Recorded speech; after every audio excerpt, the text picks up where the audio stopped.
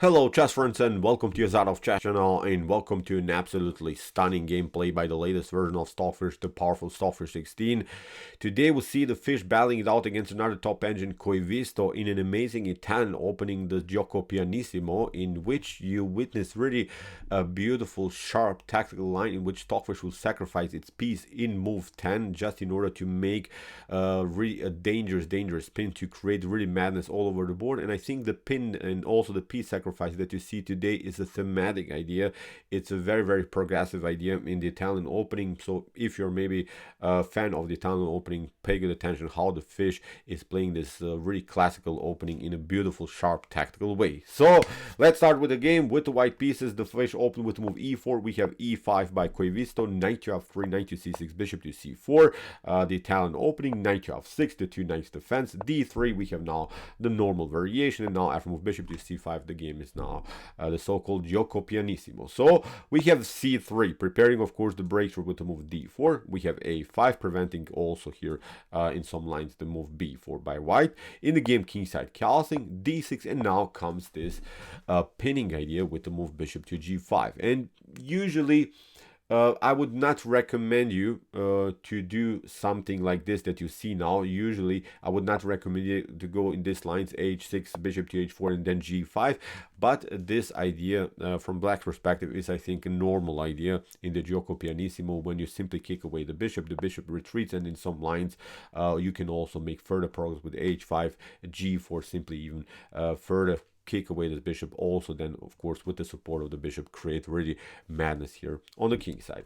In the game kingside castling now played by Koivisto, we have a rook to e1. This move is supporting, of course, first of all the pawn on e4, is then allowing maybe also white to break and enter with the move d4, but it creates also a very nice thematic maneuver of the knight. So the knight could jump on d2, f1, e3, and then f5, because okay, you kicked away now your bishop on g3, but while doing so, of course, you left also many structural weaknesses. There are now several actual weaknesses here in Black's position. After move rook to e1, now the fun starts. g4 was the move now by Koivisto, and now Stockfish plays an amazing and beautiful piece sacrifice with this idea bishop to h4.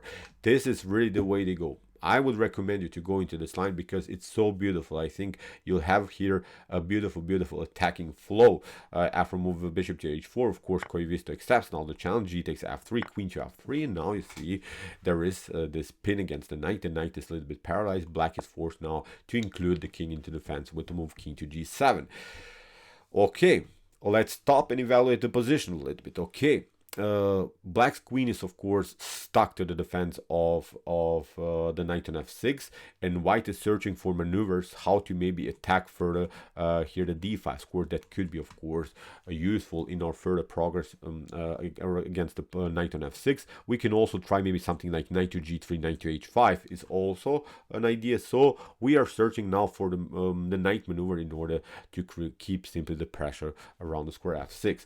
After move knight to d2, that obviously Stockfish played, now comes rook to h8 with the idea to play also h5 and then maybe rook to h6, including a new defender into the game. Very thematic, also defensive structure here by Black.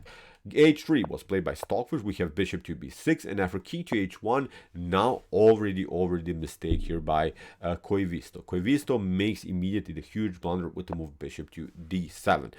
Koivisto never competed against this powerful bishop on c4. In order to stay in the game, I think Black has to play now the move bishop to e6, and then still it's very complicated. For instance, what white should not do in this particular position is to take.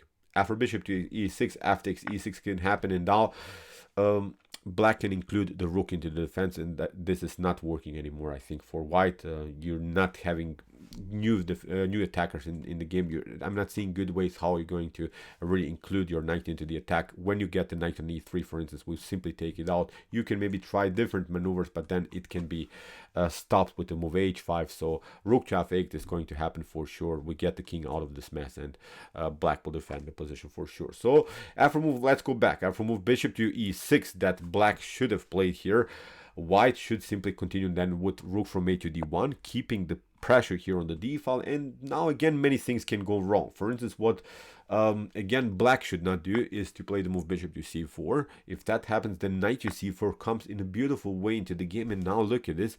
Now there is also the possibility of d4 e5. Also, we have talked about the standard maneuvers. Knight to e3, knight to f5, knight to d5 are the main threats, but so far the e3 square is covered. So whenever knight to e3 happens, probably black will hit the knight immediately and will try to defend its position. But with the move knight to c4, not that we are threatening, as I said, only this progress here on d5 and f5, we're threatening really the breakthrough idea, d4 and then e5. So for instance, you could try maybe bishop to a7, but now queen to g3, king to h7, and queen to f3. You see, whenever white wants to have a drawish position, white can do this maneuver, queen to g3, queen to f3, and it's a draw. It will be a perpetual because black can never really escape on this side of the board. But now after queen to f3, king to g7, as I said, now d4 would be the breakthrough motif. Look at this, a takes d4. Now we play e5. Look at this, d takes e5, knight to e5, knight to e5, rook to e5. You have to play now queen to d6, but now look at this, rook to f5.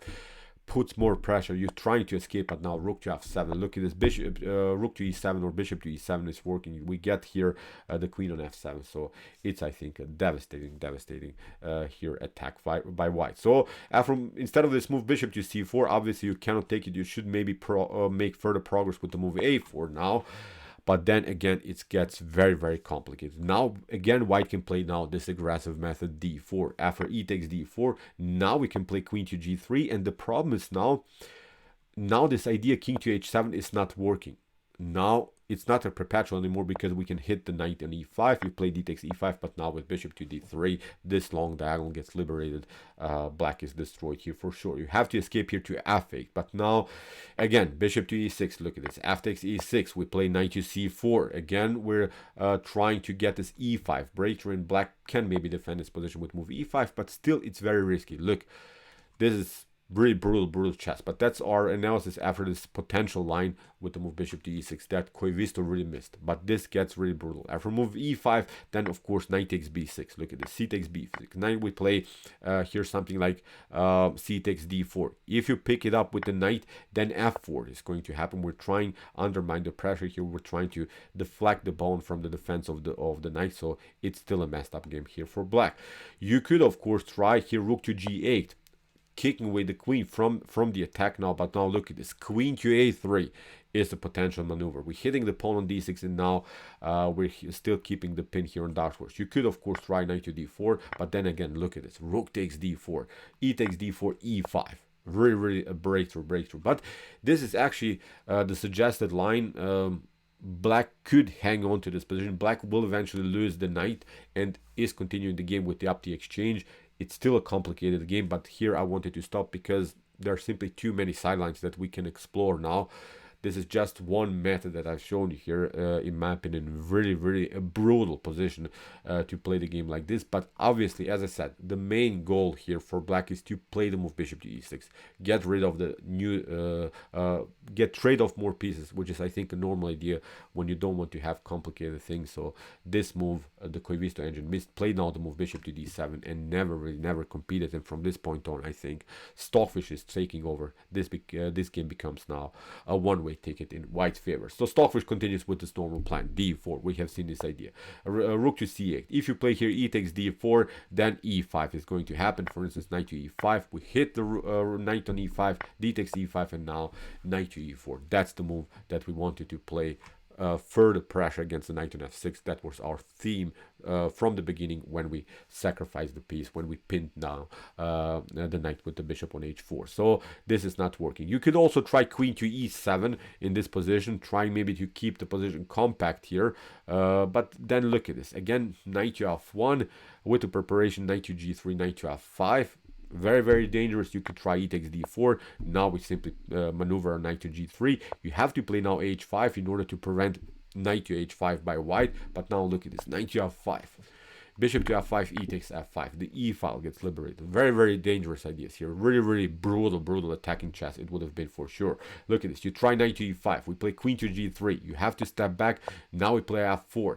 Rook to g8. Counterplay. You have to play queen to d3 here. Really amazing tactical sequence. You hit down the queen on d3. This is not possible because then rook to e7, both of these pieces are hanging. So in this tactical sequence, I think again black is messed up here, so we will simply take out the knight. Also, this knight is paralyzed. This bishop is very active. Again, a brutal position here to handle for black. So see, after move d4, there's not so much that can be done.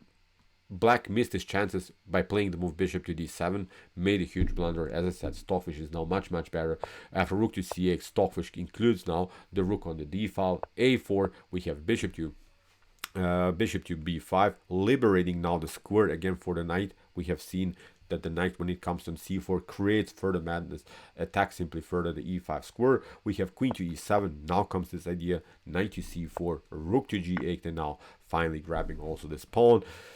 What to do? Here rook to e8 was played by Koivisto, trying to keep really the structure compact somehow around the square e5. In the game b4 by Stockfish, so Stockfish now changes the direction of the attack. Stockfish attacks now both sides, and notice how black is really paralyzed here. I'm not seeing really good moves, any moves here for black. Black is just playing, look at this, weird moves, bishop to a7, rook to e8, rook to g8, rook to h8. So you can move your pieces, but they're not getting really back into the game. Here Stockfish really paralyzed the crap out of Koivisto. Here I'm not, as I said, seeing any other attacking opportunities. Here Stockfish makes further progress with move b5. We have knight to b8.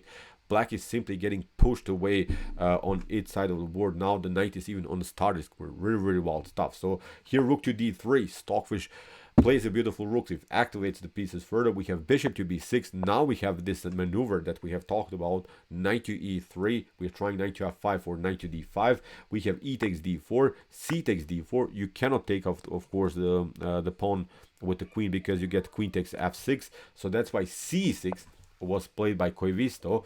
Koivisto is trying now to hold somehow the position by covering the d5 square and also the f5 square. The f5 square is taken by the bishop at least, but it's not working. Simply b takes c6 was played by Stockfish. And even if you play something like queen to e6 instead of this c6 move, even if you try to finally get out of the pin, then bishop to b3 forces again a new retreatment of the queen. The queen again has to step back on this weird square, so you can never get out of this monstrous pin that hold now to the whole game. So after move c takes d4, as I said, c6 was now the move by Koivisto. Now after move b takes c6, still b takes c6. Again, Koivisto is trying to control these two squares, d5 and f5, but now Stockfish includes the bishop into the game and has now an attack against the bishop. But the most important thing here to say, again, the e5 breakthrough is going to happen. There's nothing that can be done. Now finally queen to e6 was played, but it's not working here. Of course, the bishop is hanging. Even if you try, even if you try to escape with your bishop here on c7, then e5, as I said, this is the breakthrough motif that's here winning the game for white. So as I said, after move queen to e6, Stockfish simply traded off the pieces, and after here king to f6, actually Koivisto resigned. Stockfish has, of course, this opportunity, and it's now completely winning. The bishop is hanging. Pawn on c6 is weak. We have two more. We have here 2 pawns more than black. King is very endangered here. We have a passer here on the a file. Too many elements that black cannot hold. Black is losing the game for sure. So great game, great attacking motif, attacking theme in the Italian game. Really brutal attack by the fish against Koivisto. Really an important study, I think. I really didn't want to cover this game, really what happens if that happens, because there's so many tactical sequences that we haven't really covered here. That's not the point about this video. The point about this video is that I think you have a decent preparation in different sidelines, that you could maybe apply some of these lines. You maybe can sacrifice the piece, maybe surprise your opponent with the Italian opening, and then you go into different opportunities. You go into sharper lines, you play sharper chess. You saw Stockfish showed the way. Also, after bishop to e6, we have to say this was a huge mistake by Koivisto. Bishop to e6 had to be played, but from this point on, I think again we have to know what's going on the board, how to continue here, because white and black can make also many mistakes also in this particular position. So Okay, I hope that you enjoyed this game. I really enjoyed it a lot. Beautiful, beautiful attacking chess again by the fish. If you want to see more epic chess games like this, check out our commented chess games played by computer series. Here's the link of our playlist, and if you like this content, don't forget to subscribe to my channel. See you soon with some more videos, and what do we say? Chess is the best, of course.